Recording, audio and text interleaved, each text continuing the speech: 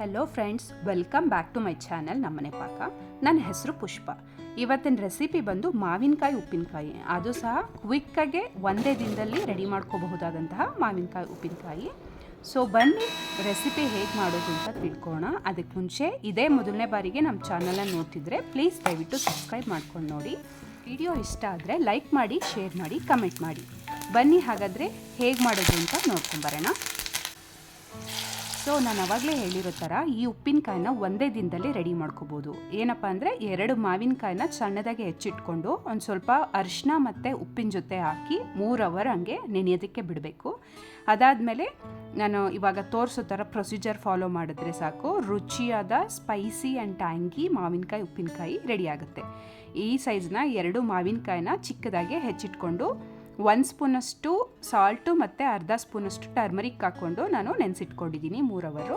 So ಅದಕ್ಕೆ 1 table spoon ಜೀರಿಗೆ, 1 table spoon ಸಾಸಿವೆ, ಅರ್ಧ ಟೀ ಸ್ಪೂನ್ ಮೆಂತ್ಯ, 1/4 ಟೀ ಸ್ಪೂನ್ ಮೆಣಸು.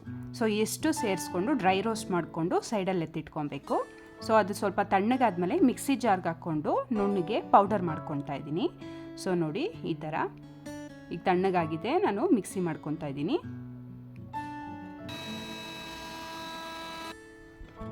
ಸೊ ನಾವು ಈ ಮಸಾಲನ ಸೈಡ್ಗೆ ಎತ್ತಿಟ್ಕೊಳ್ಳೋಣ.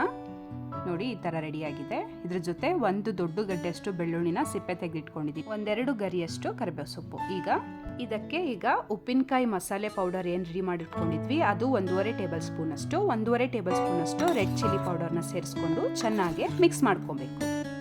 ಇದಾದಮೇಲೆ ನಾವು ತಡ್ಕ ರೆಡಿ ಮಾಡಿ ಇಟ್ಕೊಬೇಕು, ಅಂದರೆ ಒಗ್ಗರಣೆಗೆ. ಸೊ 2 ಟೇಬಲ್ ಸ್ಪೂನಷ್ಟು ಎಣ್ಣೆ ಹಾಕ್ಕೊಂಡಿದ್ದೀನಿ. ಸ್ವಲ್ಪ ಎಣ್ಣೆ ಬಿಸಿಯಾದ ತಕ್ಷಣ 1/4 ಟೀ ಸ್ಪೂನಷ್ಟು ಜೀರಿಗೆ, 1/4 ಟೀ ಸ್ಪೂನಷ್ಟು ಸಾಸಿವೆ ಹಾಕ್ಕೊಂಡು ಚಿಟಪಟ ಅಂದ ತಕ್ಷಣ ಸೊ ಬೆಳ್ಳುಳ್ಳಿ ಹಾಕ್ಕೊಳ್ಳೋಣ. ಸೊ ಬೆಳ್ಳುಳ್ಳಿ ಹಾಕ್ಕೊಂಡು ಲೈಟ್ ಬ್ರೌನ್ ಕಲರ್ ಆಗೋಷ್ಟು ಫ್ರೈ ಮಾಡ್ಕೊಬೇಕು.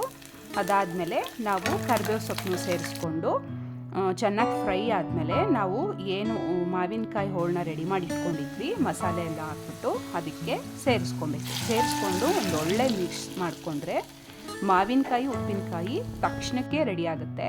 ನಾವು ಮಾವಿನಕಾಯಿನ 2 ಅಥವಾ 3 ಅವರು ಉಪ್ಪು ಮತ್ತು ಅರಿಶಿನ ಜೊತೆ ನೆನೆಸಿಟ್ಕೊಂಡು ಈ ಥರ ಮಸಾಲೆ ಪೌಡರು ಮತ್ತು ಒಗ್ಗರಣೆ ಮಾಡಿಕೊಂಡು ಸೇರಿಸ್ಕೊಂಡ್ರೆ ಇನ್ಸ್ಟೆಂಟಾಗಿ ಕ್ವಿಕ್ಕಾಗಿ ರೆಡಿ ಆಗುತ್ತೆ. ಸೊ ನೋಡಿದ್ರಲ್ಲ ಮಾವಿನಕಾಯಿ ಉಪ್ಪಿನಕಾಯಿ ಇನ್ಸ್ಟೆಂಟಾಗಿ ಹೇಗೆ ಮಾಡೋದು ಅಂತ. ಸೊ ನಿಮಗೆ ರೆಸಿಪಿ ಇಷ್ಟ ಆದರೆ ವಿಡಿಯೋನ ಲೈಕ್ ಮಾಡಿ, ಶೇರ್ ಮಾಡಿ, ಕಮೆಂಟ್ ಮಾಡಿ. Thank you for watching.